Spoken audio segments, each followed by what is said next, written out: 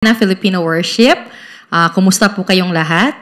So, ang ating pastor po, si Pastor John, ay nasa Latin America pa rin po upang gawin ang misyon na itinalaga ng Diyos para sa kanila, sa grupo ng mga pastor na ipinadala sa Latin America at upang maibigay ang mensahe na kailangan ng rehiyong iyon at tunay na matulungan ang mga disipulo sa lugar na iyon.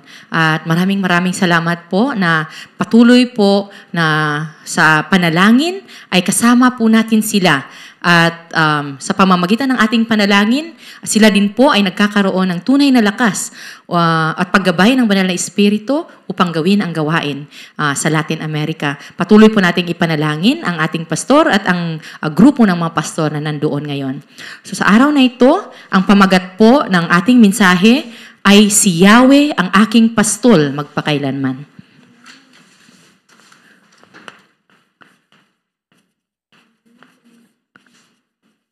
Si Yahweh ang aking pastol.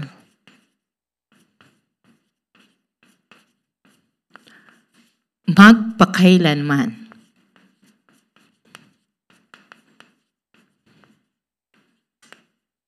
At ang binasa po natin ngayon ay makikita sa mga awit 23, 1-6.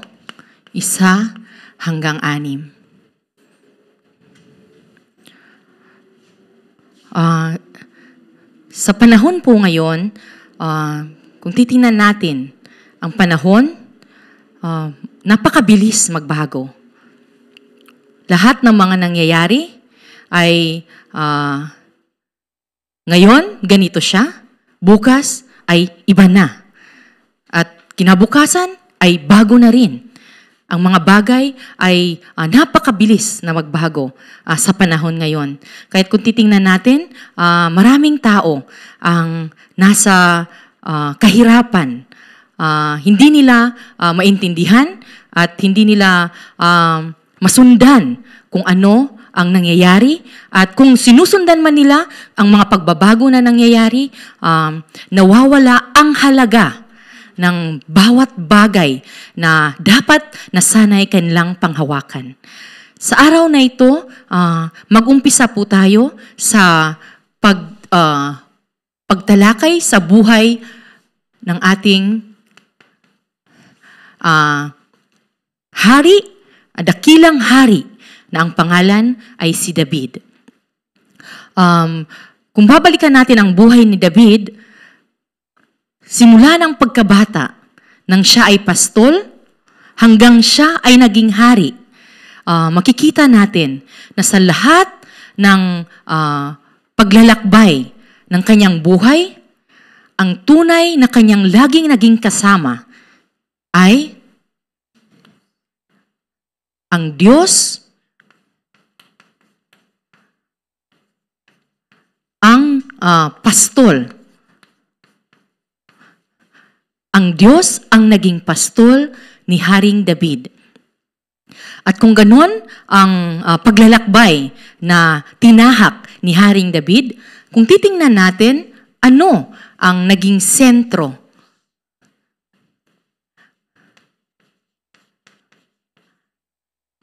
Ano ang naging sentro ng buhay ni David? Kung babalikan natin, ang buhay ni David ay nakasentro, walang iba kundi sa pananampalataya.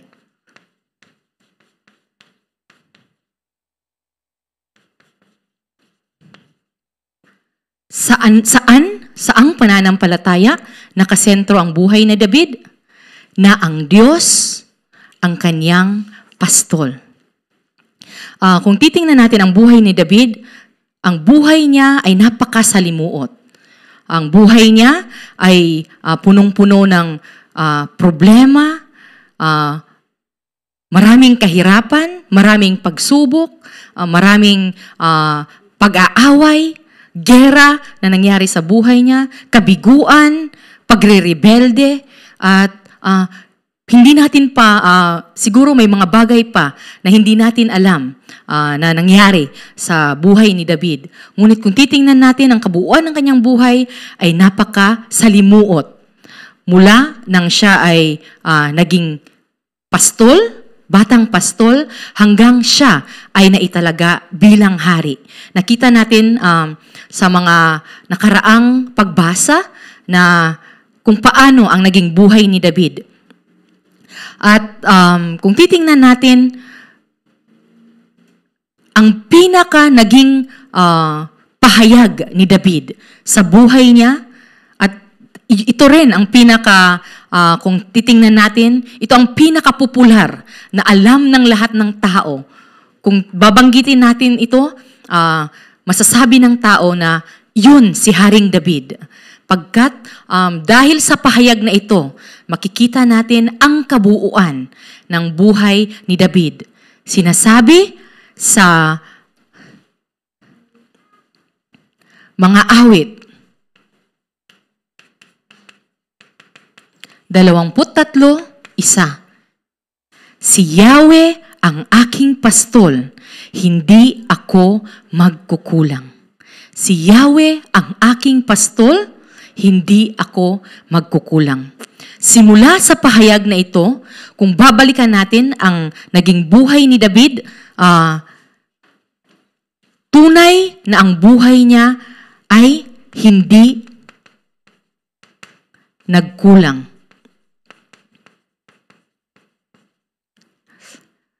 Kung minsan, iniisip natin na ang hindi pagkukulang ay nasa karangyaan ng buhay, na marami kang natatanggap o marami kang nai-enjoy sa buhay na ito na mga pisikal na bagay at hindi ka nagkukulang sa pinansyal, sa oportunidad, sa mga ginagawa o mga kagustuhan mo sa buhay. Iniisip natin na ito ang kahulugan ng hindi pagkukulang, na natatanggap natin lahat ng kagustuhan natin at pangangailangan natin. Ngunit, ang katotohanan, sa pamamagitan ng naging pahayag ni David, ang kanyang ibig sabihin na siya ay hindi nagkulang, ay nakatuon sa kanyang espiritual na kalagayan. Kung titingnan natin, ano ba? Unang-una, ano ang aking espiritual na kalagayan?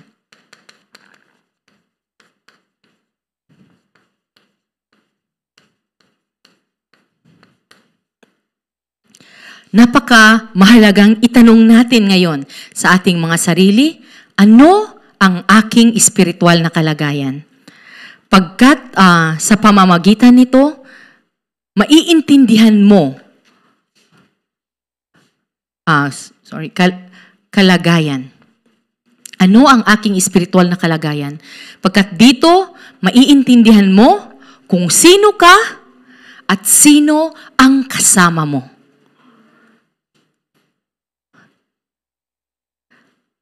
Maiintindihan ko kung sino ako at sino ang nasa akin.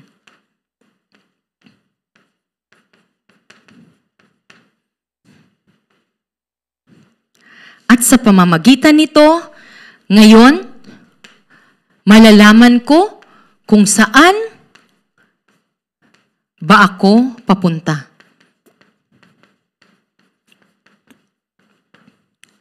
Napakahalaga na matanong natin ang tatlong pangunahing tanong na ito sa buhay natin ngayon. Ano ang aking espiritual na kalagayan? Ano or sino ako at sino ang kasama ko ngayon? At saan ba ako papunta? Sa buhay natin, lalo na sa mga kasama natin ngayon sa pagsamba, maraming nangyayari sa buhay natin. Maraming kalagayan na kinaroroonan natin ngayon o kinapalulooban natin ngayon. ang mga relasyon na meron tayo, ang mga taong nakapaligid sa atin, ang mga taong kasama natin ngayon, maging ang ating personal na kalagayan. Maraming nangyayari sa ating buhay. At kagaya ng nabanggit ko kanina, sa bilis ng mga pagbabago na nangyayari sa buhay ng tao ngayon, kung hindi natin maiintindihan ang espiritual na aspeto ng buhay ng tao, hindi natin maiintindihan kung bakit nangyayari ang mga bagay-bagay ngayon sa mundo, sa buhay ko, sa pamilya ko, sa mga relasyon na meron ako, sa pakikipag-ugnayan sa iba't ibang tao na meron ako ngayon. Dapat nating maintindihan kung saan dapat tayo nanggagaling. Kung sino ang tunay na siyang makakapagbigay sa akin ng kasagutan. Ang tunay na makapagbibigay sa akin ng tunay na paggabay sa buhay na meron ako ngayon. Kung titingnan natin si Haring David, unang-una, ang buhay niya ay nagsimula sa harap ni Goliath.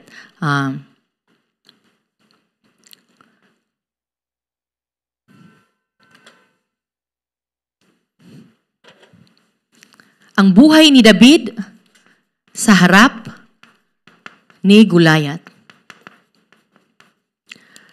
Kung titingnan natin, ang buhay ni David sa harap ni Goliath, ano ang nangyari?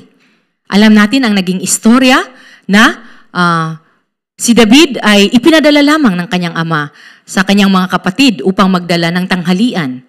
Ngunit, sa pagkakataong iyon, ay nakaharap niya si Goliath na isang higante. At kung titingnan natin, physical, walang kalaban-laban si David laban kay Goliath. Ngunit, ano ang naging pananampalataya? Ano ang naging sentro ng pananampalataya ni David sa oras na iyon? Ang kanyang naging sentro, si Yahweh ang aking pastol, hindi ako magkukulang. Si Yahweh ang aking pastol.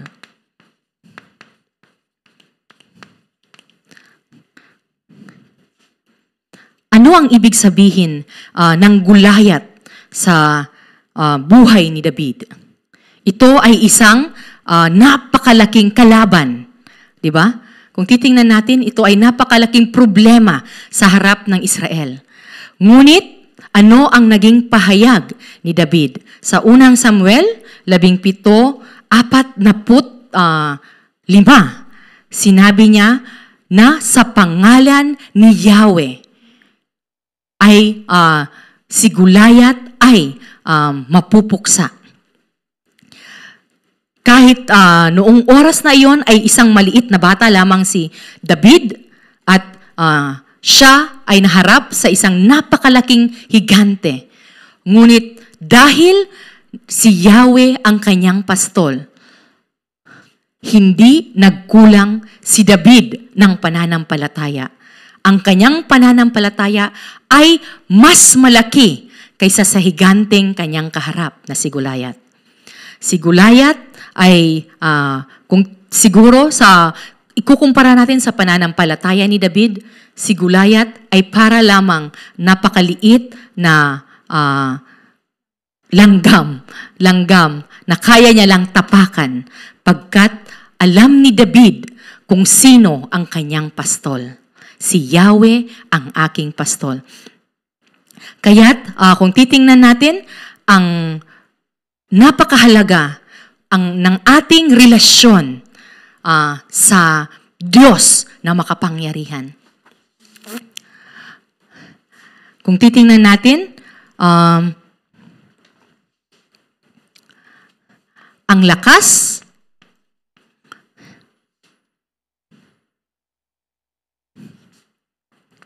tapang, at tiwala na mayroon si David nung hinarap niya si Goliath ay hindi nanggagaling sa kanyang sarili, kundi nanggagaling sa sentro ng kanyang pananampalataya na si Yahweh ang aking pastol. Nawa ay kagaya ni David, tayo ay tunay na maging katulad ni David na ang sentro ng aking pananampalataya ay tunay na si Yahweh ang aking pastol. At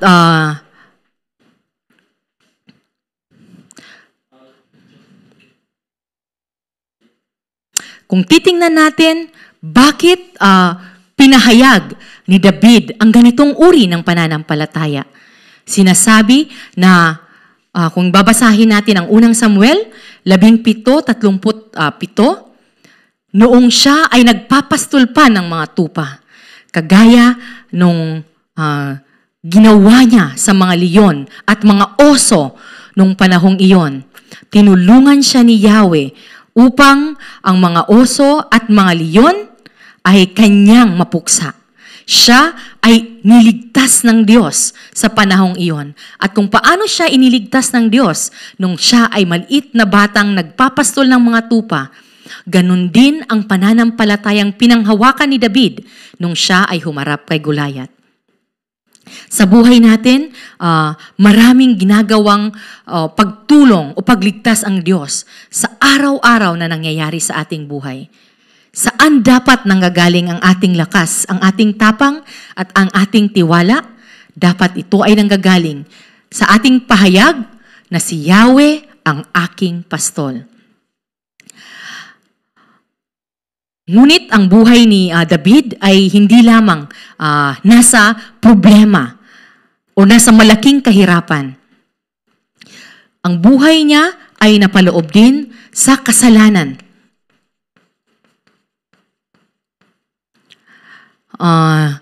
Nung siya ay naiugnay sa babaeng nagngangalang si Betsabe,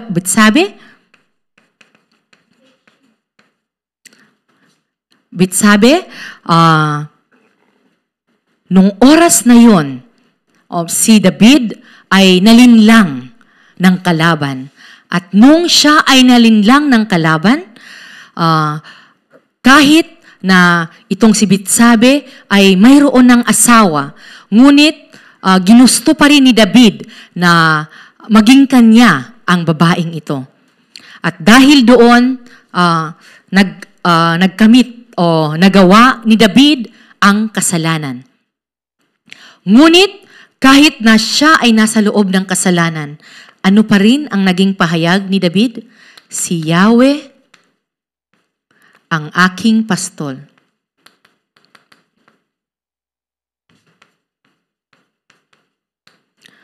At dahil si Yahweh ang pastol ni David at ito ang kanyang naging pahayag, tunay na nagkaroon ng kasagutan ang buhay ni David. Na unang-una, ang pastol ang naghahanap sa makasalanan. Ang pastol mismo ang siyang naghahanap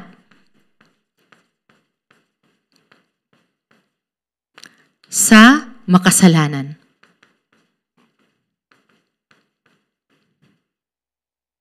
Kung babasahin natin sa Lucas 5:32, basahin natin. Sinasabi dito na hindi ako naparito upang tawagin ang mga matuwid, kundi ang mga makasalanan upang sila'y magsisi. Sa loob ng salitang ito, makikita natin na ang Diyos mismo ang naghahanap sa mga makasalanan. Na tulad ni David, kahit siya ay nagkasala, at si David ay nakalimot sa Diyos. At siya ay nakasentro sa pisikal na kagustuhan ng laman. Ngunit, hindi nagpabaya ang Diyos sa buhay ni David. Bakit? Dahil ang kumpisal ni David ay si Yahweh ang aking pastol.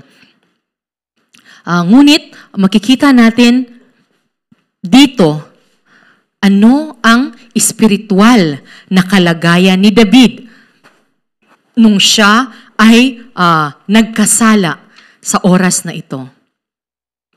Kung titingnan natin ang kanyang espiritual ay natutulog. Ang kanyang espiritual na kalagayan ay matatawag natin na siya ay espiritual na nakalimot. At dahil sa kalagayang ito, nung si David ay espiritual na nakatulog at nakalimot, anong nangyari? Siya ay nahulog sa kasalanan. At paano ito nangyayari? Paano nangyayari ang espiritual na pagkalimot para sa atin? Kung tayo ay wala sa pagsamba. Kung tayo ay wala sa salita ng Diyos. At kung tayo ay wala sa panalangin na nakasentro sa salita ng Diyos. Ngayon, ang buhay natin ay magiging espiritual na tulog, espiritual na nakakalimot. At kung mangyari iyon,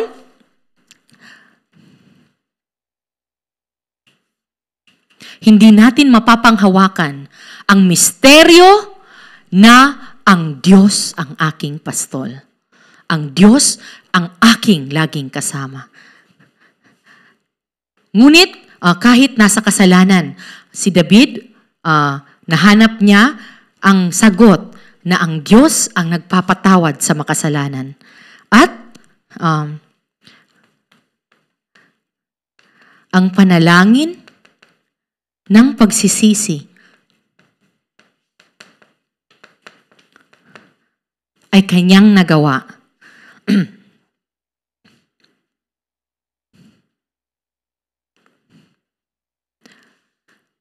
Dahil sa kasalanang nagawa ni David, nanumbalik o nabaibalik kay David ang tunay na pagtawag sa Diyos.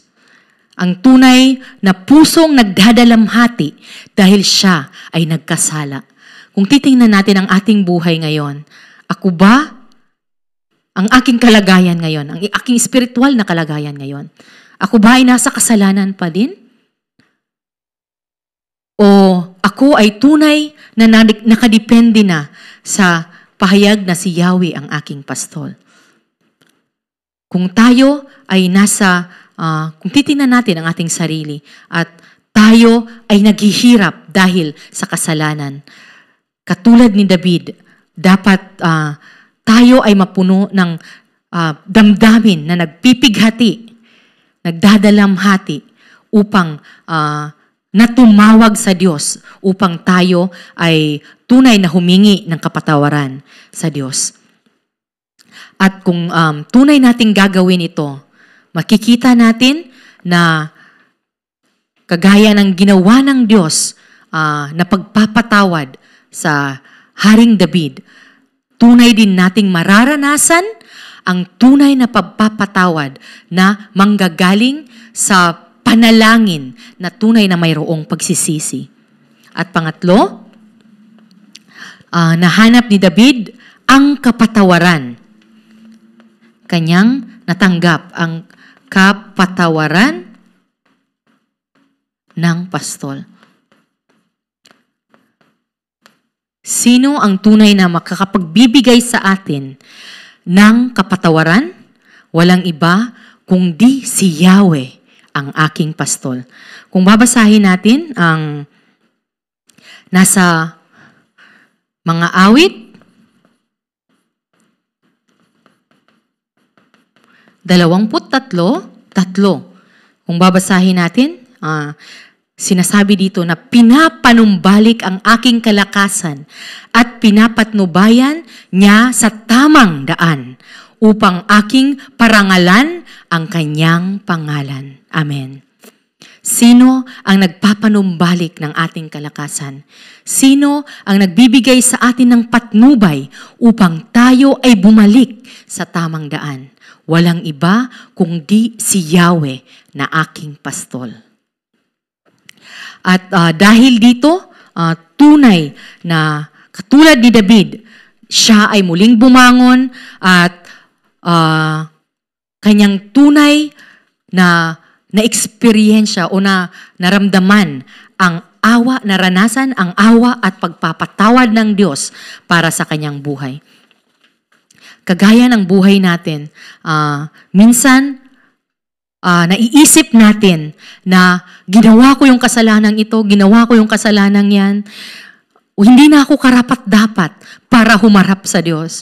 Hindi ako karapat-dapat para magbigay ng pagsamba sa Diyos. Hindi ko kayang pumunta upang magbigay ng pagsamba sa Diyos. Hindi po ito totoo. Pagkat ang Diyos, si Yahweh, ang aking pastol, siya ang magbibigay sa akin ng tunay na kapatawaran at siya ang magbibigay sa akin ng puso upang tunay na magsisi at magbago. At saan natin ito mahahanap? Hindi sa sinasabi ng tao. Hindi sa kalagayan ng buhay ko. Hindi sa mga sitwasyon na nangyayari sa buhay ko. Kundi sa loob ng pagsamba, kung saan ipinapahayag ang salita ng Diyos. Doon ko tunay na maiintindihan na hindi ko kaya. Na ang buhay ko na makasalanan ay hindi ko kayang baguhin. Hindi ko kayang patawarin, kundi dapat ako ay mapakinggan ko ang salita ng Diyos at sa pamamagitan ng kanyang grasya, ang salitang iyon ay aking mapapaniwalaan at ang pananampalatayang malalagay sa aking puso ang siyang tunay na makapagbabago sa akin. At yun ang magiging tunay na kapatawaran at pagsisisi sa aking buhay. At pangatlo, kung titingnan natin, ang buhay ni David ay tunay na masalimuot. Ano pa ang nangyari kay David? Nagrebelde. Nagrebelde ang kanyang anak na si Absalom. Kung titingnan natin ang istorya na ito, mahaba ng konti yung istorya, ngunit si Absalom ay ikatlong anak ni David. Siya ay ikatlong anak ni David at napaka-karismatiko, ngunit siya ay nagkaroon ng napaka-lalim na galit at hinanakit laban sa kanyang amang si David. Bakit? Dahil hindi niya maintindihan kung bakit hindi pinarusahan ni Haring David ang kanyang kapatid na si Ahon na ginawan niya, ang unang kapatid niya na ito ay ginawan ng masama ang kanilang babaeng kapatid na si Tamar. At ano ang nangyari? Ang unang kapatid nila, ang pinakamatandang kapatid nila, ay ginahasa ang kanilang babaeng kapatid na si Tamar. At nung ito ay malaman ni Absalom, napuno siya ng galit at ito ay sinabi niya kay David. Ngunit si David ay nagalit lamang. Ngunit hindi niya pinarusahan si Absalom. At dahil dito, napuno ng sugat at puot ang puso ni Absalom. At dahil dito, ano ang nangyari? Ngayon, si Absalom ay naging rebelde. Siya ay naging rebelde laban sa kanyang ama na si Haring David. Kung titingnan natin ang nangyari sa ikalawang Samuel 15:30, si David ay siya mismo ang lumayo o tumakas laban sa kanyang anak. Bakit? Nais siyang patayin ng kanyang anak.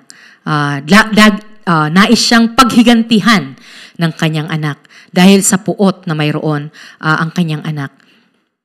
Ngunit, sinasabi naman sa Ikalawang Samuel 15, 25 hanggang 26, na umakyat si David sa bundok ng Olibo, umiiyak habang naglalakad. May takip ang kanyang ulo at walang sapin sa paa. Iyon ang kanyang libis ng lilim ng kamatayan. Ngunit kahit doon, nagtiwala siya sa Panginoon. Kung kalugdan ako ni Yahweh, ibabalik niya ako at muli kong makikita ang kaban ng Diyos. Nung oras na ito, si David ay parang wala ng pag-asa. Siya ay wala na sa kanyang trono. Pagkat tumakas siya upang siya ay makalayo sa kanyang anak na si Absalom. Ngunit kahit dito, ano ang naging pahayag ni David? Si Yahweh ang aking pastol. At sa buhay natin, maraming nangyayari na parang katulad ng pangyayari na ginawa ng anak ni David sa kanyang ama. Ang pagre-rebelde o pagtataksil. Maraming nangyayari sa buhay natin na ganito, na may nagtataksil na pinagkatiwalaan natin, ngunit tayo ay pinagtaksilan. At makikita natin na ang kalagayan ng ating puso ay napupuno ng galit o puot at hindi natin mapatawad ang mga taong gumagawa sa atin ng ganito. Ngunit, dahil si David, ang kanyang pahayag ay si Yahweh ang aking pastol. Kahit ganun ang ginawa ng kanyang anak sa kanya na si Absalom. Sa huli, makikita natin na sa istorya na ito, si Absalom ay namatay habang siya ay nakikipaglaban. Ngunit, kung titingnan natin ang naging pahayag ni David sa pangalawang Samuel, 18:33, sinasabi dito, sinabi niya na, anak kong Absalom, sana ako na lamang ang namatay sa halip na ikaw. Ang puso ni David ay hindi nagkaroon ng puot laban sa kanyang rebelding anak. Ang puso niya ay ang puso ng ama na tunay na kayang patawarin at mahalin ang anak na walang, sinasabi natin, walang batayan. Lahat ay kaya niyang ibigay para sa kanyang anak, kahit ang kanyang buhay. Bakit? Dahil kahit sa trahedya, ang kanyang naging pahayag, si Yahweh ang aking pastol. Kaya't sa panghuli, sa konklusyon,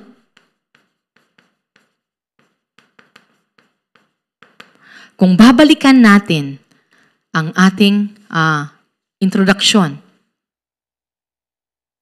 ano ang sentro ng aking pananampalataya? O ano ang aking spiritual na kalagayan? Nasaan ngayon ang aking spiritual na kalagayan? Sa lahat ng nangyayari sa aking buhay, sa problema, sa napakalaking mga problema, sa mga pagsubok sa buhay, sa mga kahirapan na nangyayari, sa mga pagtataksil na nangyayari sa buhay ko. At iniisip ko na ako ay nasa malaking kasalanan at hindi ko kayang makalabas sa kasalanan ito. O ako ay nasa malalang sakit at wala na sigurong paraan upang ako ay gumaling. Katulad ni David, katulad ng naging pahayag ni David sa mga awit 21,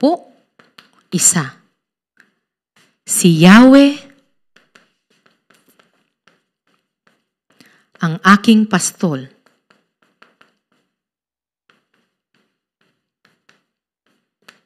Hindi ako magkukulang.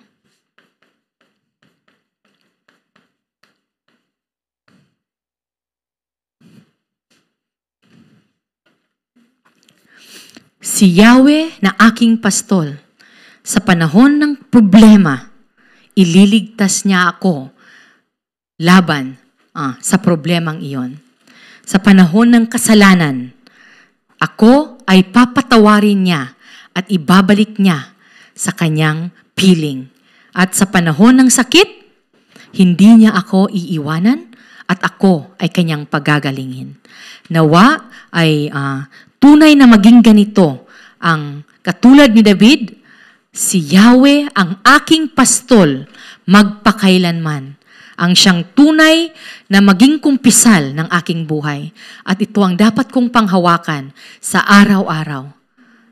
Na ako, sino ang kasama ko at sino ang nasa akin? Si Yahweh ang aking kasama. Si Yahweh ay nasa akin at nais niya akong kasama sa araw-araw. At saan ako papunta ngayon?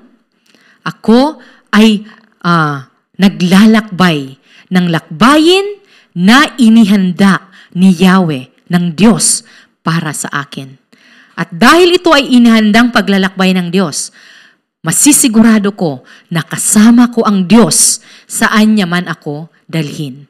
Nawa ay tunay nating panghawakan ang pangakong ito ng Diyos para sa bawat isa sa atin. At habang iniisip natin ang ating kalagayan, ang ating pamilya, ang ating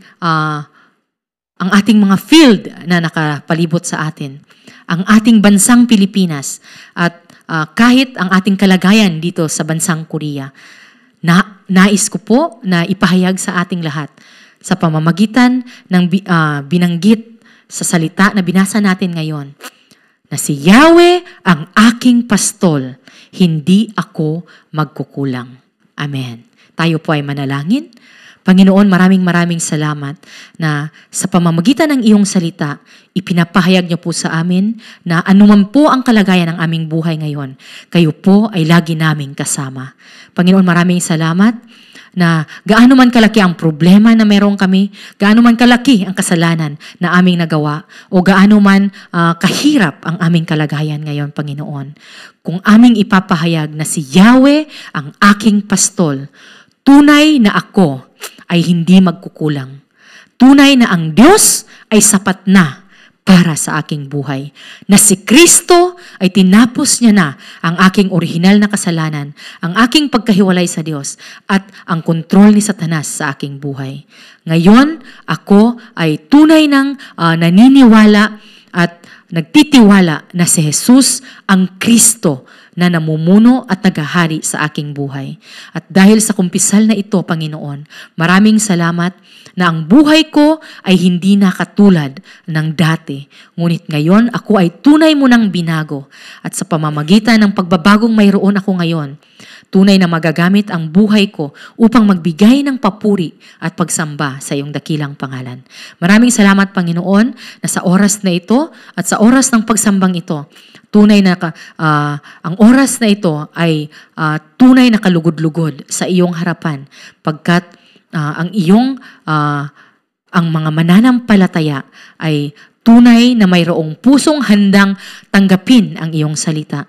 Sa pamamagitan ng iyong grasya, ang salitang ito ay tunay naming paniniwalaan at pagtitiwalaan, at kami ay mamumuhay na tunay na nakaabang at nakadepende, nagtitiwala sa lakas at kapangyarihan ng Diyos na nasa aming buhay. Maraming salamat, Panginoon, na ang trono ng Diyos ay tunay na nasa amin, at ang aming kalakasan ay tunay nanggagaling sa iyo lamang, Panginoon. Sa pangalan ni Jesus, ito po ang aming dalangin. Amen.